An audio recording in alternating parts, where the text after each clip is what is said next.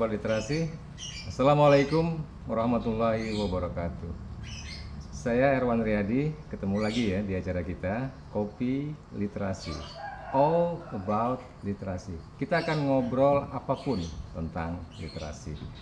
Masih di suasana pandemi COVID-19, saya anjurkan untuk selalu waspada dan terus mematuhi protokol penanggulangan COVID-19. Harus terus sedia masker ya. Selalu sedia dan selalu dipakai. Jangan lupa untuk sering cuci tangan, gunakan hand sanitizer dan jaga jarak. Oke. Sobat Literasi, tamu kita kali ini, nah ini spesial ya. Pokoknya tamu kita ini spesial terus. Tamu kita ini, saya kenalnya ini seorang penulis. Yang lain-lain, nah kita akan ngobrol lah nanti ya dengan beliau. Sudah menulis beberapa karya tulis dan, nah ini dannya ini, beliau datang dari jauh. Berapa waktu lah untuk bisa sampai ke sini. Kita akan ngobrol lebih jauh dengan beliau. Jadi kita akan kenalkan langsung saja. Saya manggil dia ini Sonia, Mbak Sonia. Apa kabar Mbak Sonia? Alhamdulillah sehat. Tadi gimana ke sini? Kehujanan? Kehujanan di beberapa titik Pak. Hujan lokal. Sekarang tinggal di mana nih? Saya tinggal di Desa Lebahulak. Nah itu dia. Desa Lebahulak itu kan desa ya? Iya. Dia ada di kecamatan Muara Kaman. Nah, Muara Kaman itu nama salah satu kecamatan yang ada di Kabupaten Kutai Kartanegara. Kita sekarang ini berada di Kecamatan Tenggarong. Nah, Tenggarong itu ibu kota dari Kabupaten Kutai Kartanegara. Berapa lama dari Lebahulak ke sini? Kurang lebih 60 menit Pak. Pakai kendaraan? Iya, motor aja. Tanpa hujan ya? Tanpa hujan. 60 menit, kalau ukuran sini lumayan sih. Iya. Oke. Pertama nih ya Mbak Sonia, saya panggil Sonia aja ya? Iya. Atau gini, ada nama aslinya nggak? Ada Pak. Boleh tapi off the record Oh, boleh? dari kata. Ini kayaknya kepentingan ya. Baik, kita panggil Mbak Sonia aja. Ini kita ngobrol pertama nih berkait dengan masa lalunya Mbak Sonia. Ya.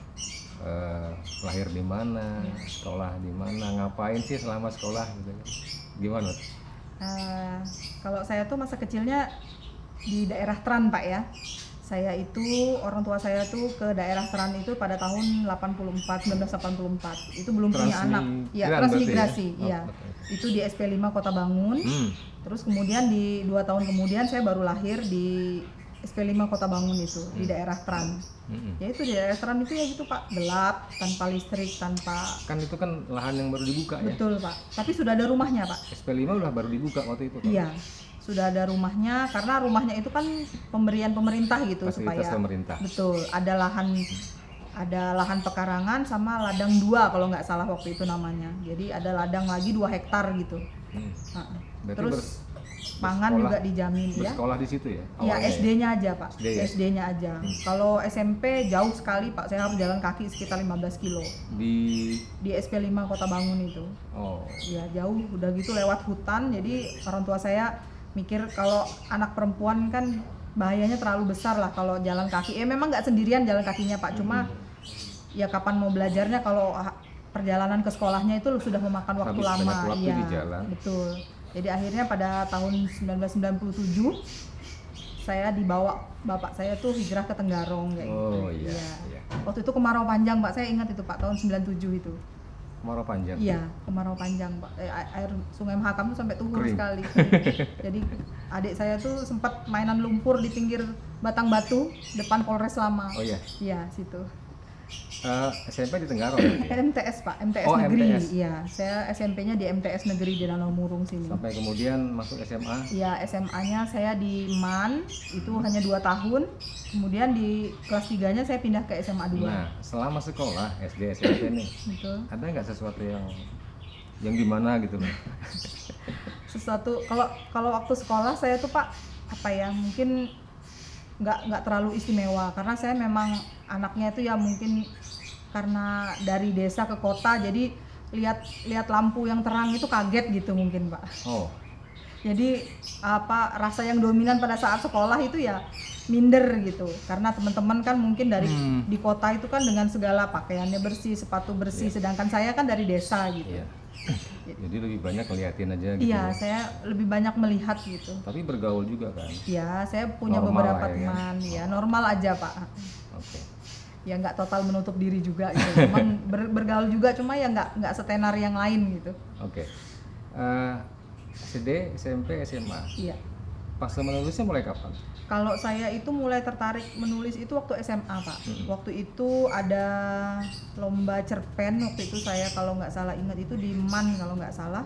Nah di MAN itu saya ikut lomba cerpen, kemudian lomba speech contest waktu itu. Nah saya mulai kenal dengan Forum Lingkar Pena di situ. Jadi Forum Lingkar Pena itu dulu sudah lumayan banyak itu kan penikmatnya apa, Pak. komunitas iya, anggotanya yang mulai menaungi para penulis betul, gitu Pak, ya. betul. Oke. Waktu itu ya saya mulai belajar untuk menuangkan dalam tulisan itu ya waktu kenal FLP itu, Forum Lingkar Pena. Sobat Literasi, nah ini kita mulai ngobrol masuk jauh ya tentang aktivitas menulisnya Mbak Sony ya. Dimulai dari pergaulan di lingkungan FLP, Betul. ya, kemudian terus berkembang. Lebih ke belajar sendiri kah atau memang ada guru khusus? Saya waktu itu terus terang belajar sendiri. Cuma saya memang membaca beberapa karya seperti bukunya Asma Nadia itu saya baca. Jadi Nadia tuh kan figurnya FLP ya? Betul, dia salah satu penasehatnya kalau nggak salah ya. Jadi saya baca-baca buku-buku beliau itu, bahkan saya waktu beliau datang bedah buku di Samarinda saya datang gitu. Jadi saya memang sosok yang saya lihat tulisannya itu memang sosok beliau gitu. Salah satu sosok yang jadi inspirasi. Iya, betul. Tulisannya tuh menyentuh. Jadi saya tuh gimana caranya supaya ya pengen juga bisa menulis seperti beliau gitu. Kenapa menulis? Ya kalau menulis itu, kalau menurut saya tidak terlalu banyak actionnya Pak. Jadi saya nggak perlu bercapek-capek, saya cukup menghadap buku gitu. Saya tinggal menulis apa yang ada di dalam pikiran saya. Kita mau coba gitu. gali lebih jauh nih. Kenapa sih jadi penulis gitu kan? Apakah karena keadaan waktu itu sering sendirian, atau memang karena merasa ada bakat atau gimana tuh? Kalau bakat saya belum terpikir ke sana Pak. Saya waktu itu karena apa ya Pak? Saya terlalu banyak ya mungkin pikiran yang nggak tersalurkan mungkin, atau saya juga nggak ngerti bahasanya waktu itu. Cuma saya memang kadang-kadang terlalu dipenuhin ya mungkin apa ya, kayak keinginan yang tidak tersalurkan gitu. Jadi karena saya mencoba menuliskan gitu. Sering melihat, memperhatikan, banyak baca gitu kan. Ada banyak hal yang di kepala yang harus dikeluarkan gitu. Kayaknya seperti itu Pak. Oke.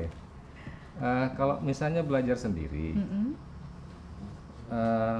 itu kan biasanya ada pola, ada metode atau apalah gitu. Betul. Ya waktu itu gimana? Kalau saya waktu itu sih terus terang memang nggak ada metode khususnya Pak. Saya cuma membaca. Memang ada, kalau di perpustakaan tuh suka ada buku-buku yang ya standar SMA lah, ada memang. Tapi nggak banyak kan, memang itu yang saya jadikan bacaan gitu.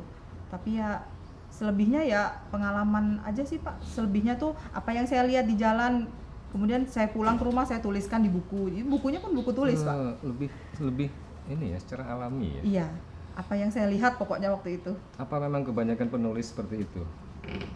Ya bisa jadi beda-beda, Pak. Ya bisa jadi. Baik, pertanyaan berikutnya adalah kenapa menulis novel? Kenapa menulis novel? Tadi kan udah menulis kan? Iya. Sekarang kenapa novel ini dipilihan? Iya, saya waktu itu saya kan main Facebook Pak. Jadi saya itu waktu itu gabung ke ada namanya sebuah komunitas menulis di Facebook. Oh iya. Jadi saya di situ tuh baca banyak di situ. Terus ada yang kasih caption, ada yang kasih tagar kisah nyata, kemudian curhatan narasumber dan sebagainya. Terus di situ saya belajar, kenapa saya belajar menuliskan apa yang saya rasakan, apa yang saya alami waktu itu. Jadi saya nulis waktu itu pengalaman kerja saya waktu itu di tambang, saya tulis, dan alhamdulillah responnya luar biasa Pak. Sebenarnya itu nggak sengaja, karena saya waktu itu punya usaha, ya sampai sekarang saya punya usaha warung yang bukanya itu sampai malam. Itu di desa itu? Iya betul, di desa Lebah Ulak. Jadi saya punya usaha itu bukanya sampai malam, di jam kritis jam 10, jam 11 itu kan ngantuk-ngantuknya Pak. Jadi saya gimana caranya supaya tetap saya bisa jualan tapi nggak ngantuk gitu. Akhirnya saya membaca waktu itu, tapi daya imajinasi saya tuh merasa terpanggil gitu Pak. Jadi orang-orang bisa menulis begitu, kenapa saya enggak gitu. Akhirnya saya di situ saya mulai menulis, kemudian besoknya saya rapikan lagi, saya posting. Saya di situ. Nah, kemudian setelah itu kok responnya bagus. Bahkan yang like itu 3.000, 4.000. Luar biasa. Iya. Itu tahun berapa mulai? 2019 Pak. Masih relatif baru. Iya. Berarti. Saya memang terbit pertama itu 2019 Pak, bulan Maret kalau nggak salah. Oke. Baik, Mbak Sonia. Iya. Sebelum kita lanjut, ini depan kita ada kopi. Ini kopi lokal kita. Terus ada ini nih. Nah, ini cemilan khas di sini juga. Udah lihat dong, udah pernah lihat dong ini kan? Sudah. Sobat literasi, nah ini namanya amplang. Amplang ini terbuat dari ikan dengan tambahan bahan-bahan lain. Ini udah kalau untuk lingkup Kaltim udah dikenal lah, dan sering jadi barang. Bahkan kalau ada yang dari Jawa bilang beliin amplang gitu. Iya. Ini sudah dikenal sebagai oleh-oleh khas Kalimantan, betul. Kalimantan Timur lah secara khusus. Nah ini silakan dicicipi nih Mbak Sonia. Ini nggak tahu nih belinya di mana nih. Kalau di tempat kita Tenggarong ya banyak lah. Iya. Tapi kalau amplang sejauh ini yang paling serius produksinya Samarinda kayaknya. Samarinda. Iya, sepanjang jalan saya lihat banyak toko-tokonya yang menyediakan gitu. Iya. Maka menyediakan tempat untuk packingnya, jasa packing nih, bungkus gitu. Sobat literasi, kalau suatu saat kalian ke Kalimantan Timur, ke Tenggarong, ya harus nih wajib untuk bawa pulang ini sebagai oleh-oleh. Enak banget. Silakan Mbak Sonia. Iya. Nanti kita akan ngobrol tentang karya tulisnya nih, ya.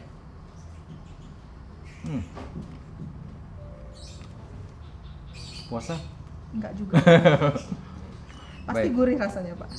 Iyalah, ini kan makanan lama. Saya udah kenal ini kan udah dari lama lah ya, dari kecil. Nah sekarang amplang ini sendiri kan sudah berkembang. Iya. Varian rasanya semakin banyak, Betul. bentuknya pun juga semakin beragam gitu ya. Jenis ikannya juga saya lihat banyak, makin banyak, nggak cuma sebatas ikan belida aja kayaknya Pak. Dulu awalnya belida memang. Belida. Ya. Tapi saya lihat sekarang haruan juga bisa dibikin amplang. Gitu. Kalau teknologi sebetulnya ya ikan apapun. Iya.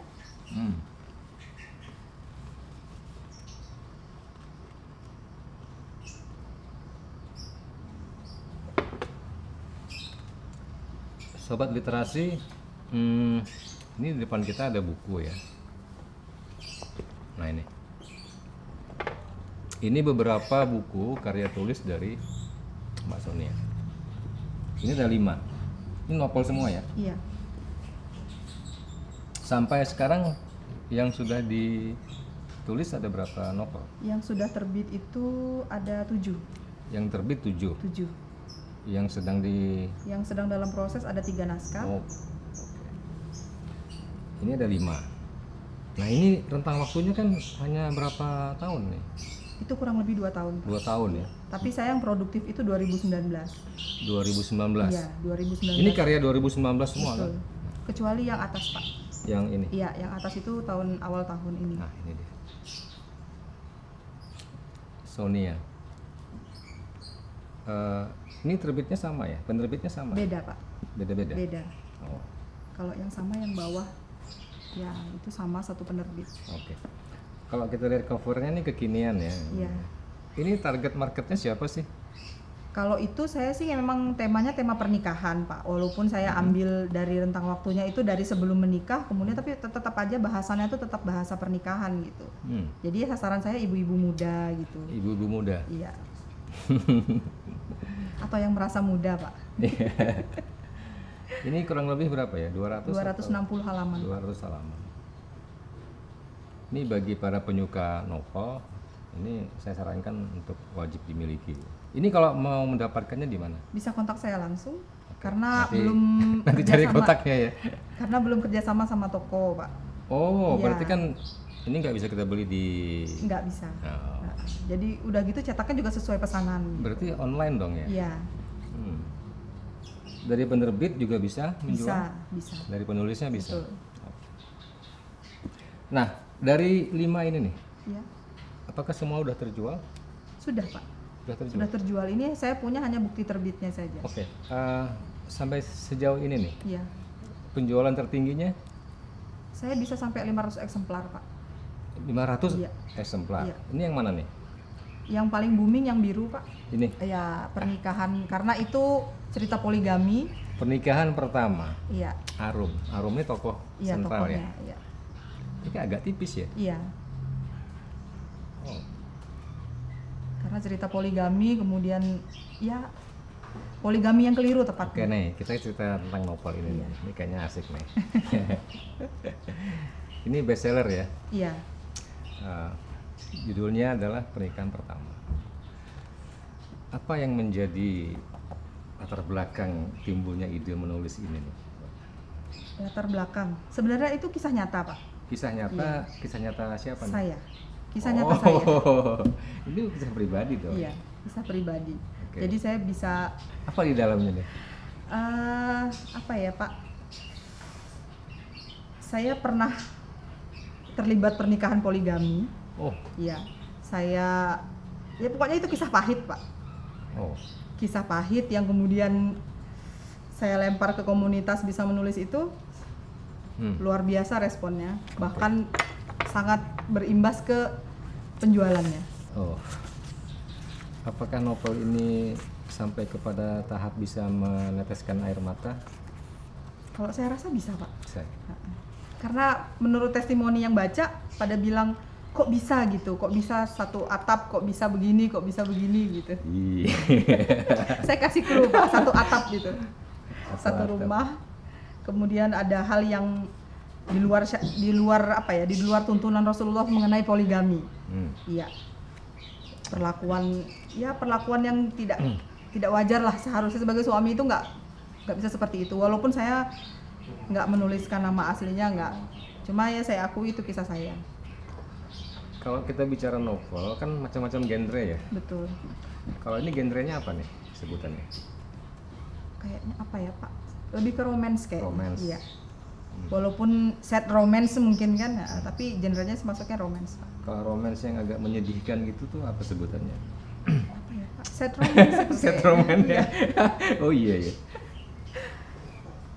Kayaknya stylenya Mbak Sonia di sini ya. Iya. Karena ya kalau sejauh ini kan ya novel pertama satu, kedua, ketiga itu memang saya angkat dari kisah nyata Pak. Jadi Ya. memang jiwanya dari situ sudah melekatnya. Ya. Oke. Kita lihat ini. Eliza. Ini 2019 ya. Iya. Ini lebih tentang apa?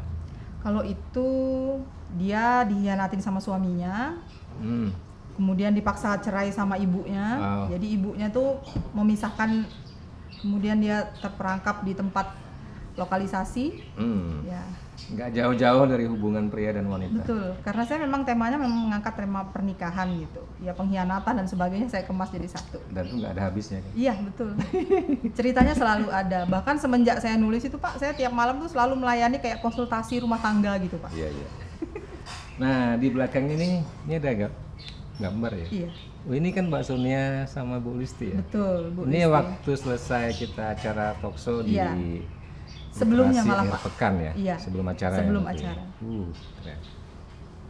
Kebetulan beliau tidak keberatan, Mbak saya pakai untuk cover boleh nggak? Silakan, boleh nggak? Beliau langsung setuju. Iya. Nah, ini dia, husband. Nggak lepas juga dari yang tadi kan? Rumah tangga, betul. Dan berpotensi untuk menimbulkan air mata gitu. Iya.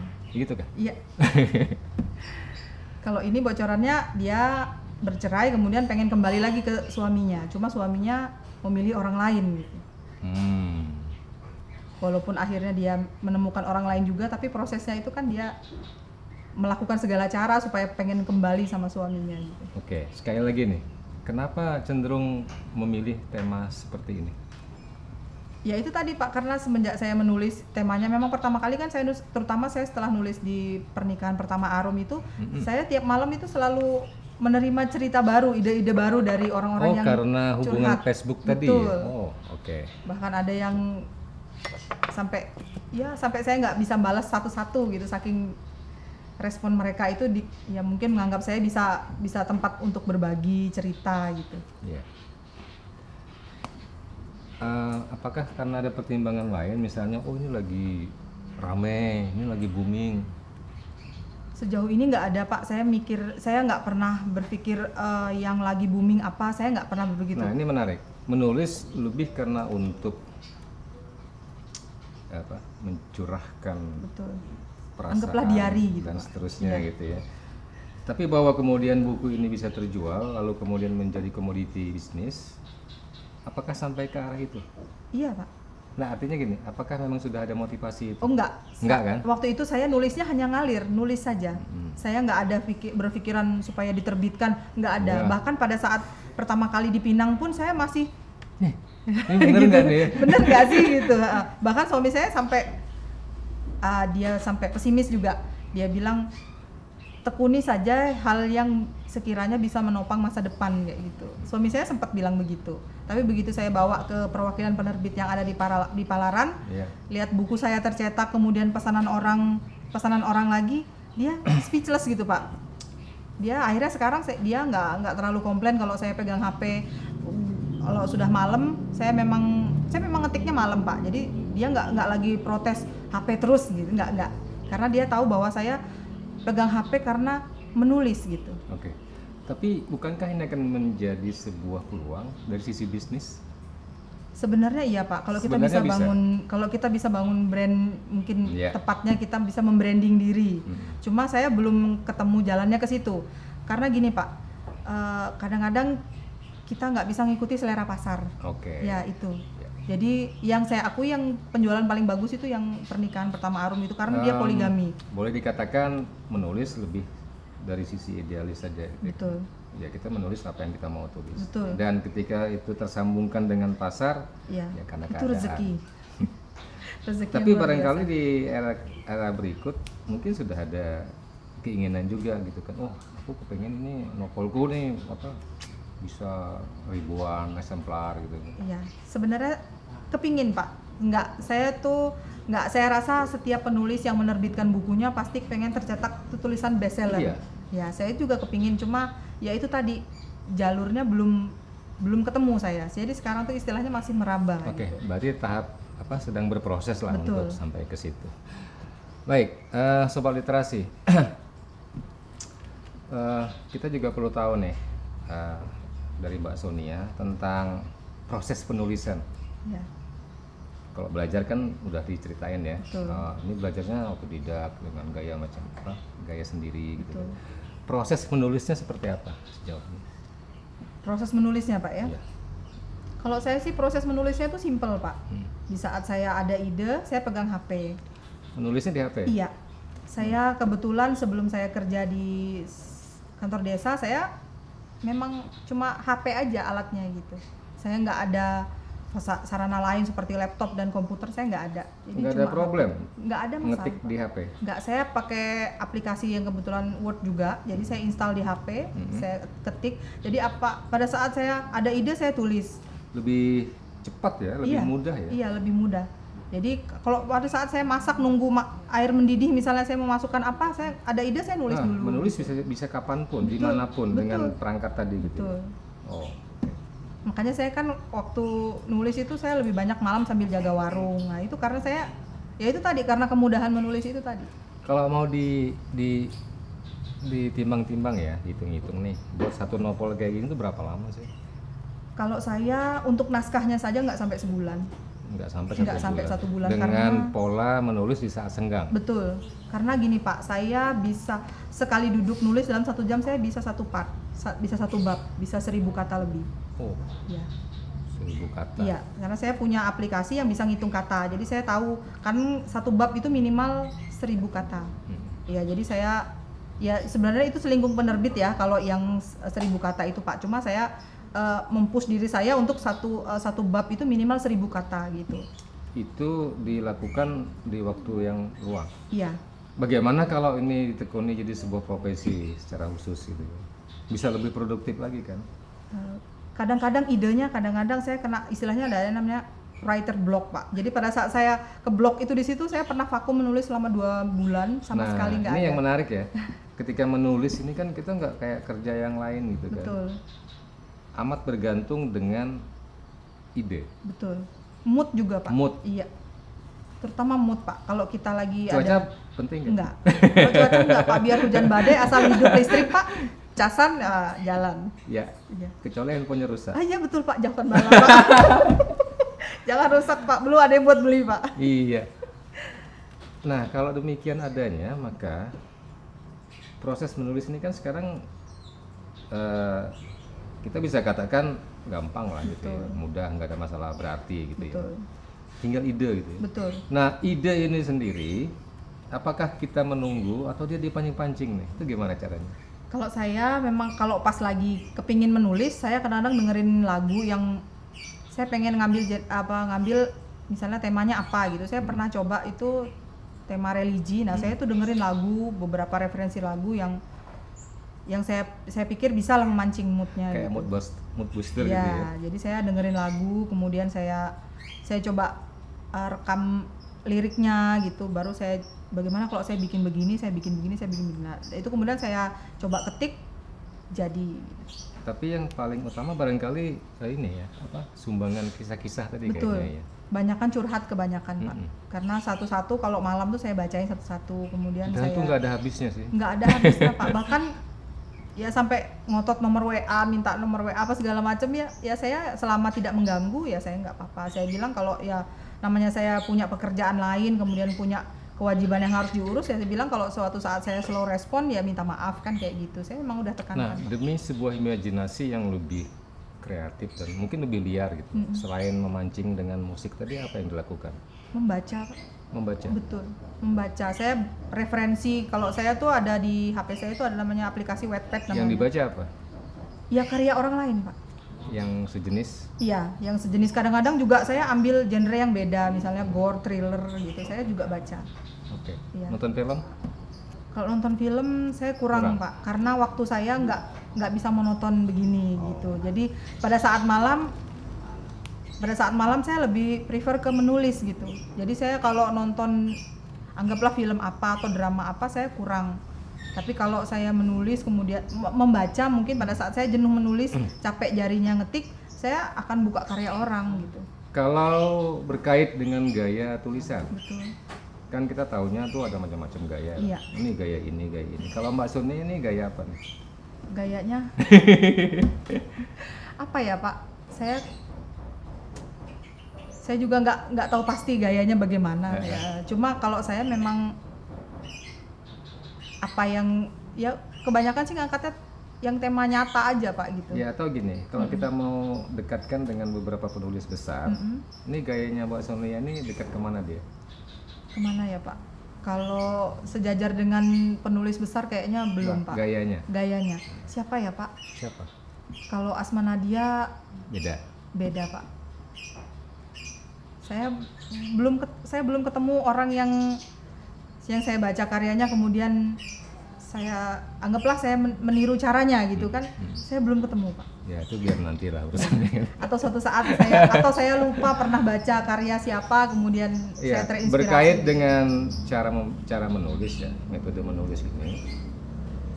Apakah memang ada keinginan untuk terus menggali ya sampai kemudian menemukan pola-pola yang lebih bagus? Ya. Atau cukup udah ini aja deh gitu kan? Kalau saya pengennya nyebrang genre Pak. Iya, saya saya ingin sekali itu menulis beda dengan yang biasa saya tulis. Iya, saya ingin. Nah, sekarang saya lagi nggarap itu Asmara Pemikat. Saya itu ke mistis Kutai yang saya angkat. Iya. Tapi tetap tentang hubungan pria dan wanita. Tetap hubungan antara pria suami istri, ya tetap pengkhianatan tetap. Oh ya, sekarang ini lebih spesialis ya. Iya. Lebih ke suami istri ya. Iya, bukan pacaran ya. Bukan, saya suami istri, Pak. Ya walaupun kalau di cerita yang sekarang lagi saya tulis itu, Pak, ya anggaplah perselingkuhan gitu. Ya saya bukan berarti kasih inspirasi, enggak. Saya memang dapat cerita, dapat inspirasinya tuh memang suaminya itu kena guna-guna, kemudian si istri itu gimana caranya supaya suaminya tuh bebas dari. Baik, Mbak Sony ya, ini kita udah masuk ke bagian akhir ya untuk sesi diskusi kita.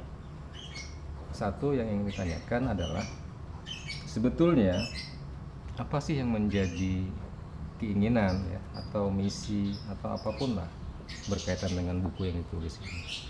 Sekedar buat curhat saja atau ada misi-misi tertentu?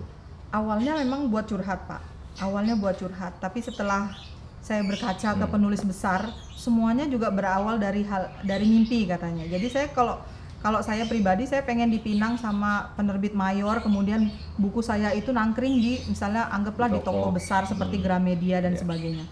Saya pengennya seperti itu. Sekarang, makanya saya memang belum pernah ikut audisi, ikut penyaringan apa Pak, istilahnya penyaringan penulis di penerbit mayor. Saya memang belum pernah ikut Pak, ikut audisinya, kirim naskah ke sana kemari, saya belum. Nah, kepengennya itu berjalan secara alami saja atau memang ada strategi? Sepertinya kalau kita pengen dilirik sama penerbit mayor, kita memang harus Ada strategi. Strategi, inovasinya, terus usaha kita harus lebih keras lagi karena Itu udah disiapkan?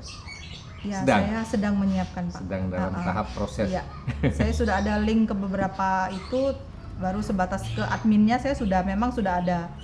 Cuma ya memang satu, teknik kepenulisan harus lebih diasah lagi karena kan otomatis kriteria editor, kriteria penerbit mayor kan otomatis akan lebih daripada penerbit indie, kan otomatis lebih tinggi Pak. Oh iya. Apa perlu seseorang untuk mendampingi proses itu? Saya welcome kalau ada yang mau bantu Pak. Iya, saya punya satu orang yang direkomendasikan. Gitu Pak ya? Iya, itu yang punya studio ini. Oh, Iya. siapa Pak? Namanya MRD. MRD. Nantilah ya, Oh, iya. kalau misalnya mau serius, nanti saya sambungkan dengan beliau. Siap. Baik, Mbak Sonia, kita akan stop dulu. Nanti kita akan lanjutkan di sesi yang kedua. Nanti kita akan bicara tentang literasi. Betul. Ya, apa itu literasi, terus apa hubungannya dengan aktivitas menulis, seperti itu. Nah, sobat literasi, ini sesi yang pertama, kita akan bertemu kembali di sesi yang kedua. Tetap bersama Kopi Literasi with Erwan Riyadi, all about literasi.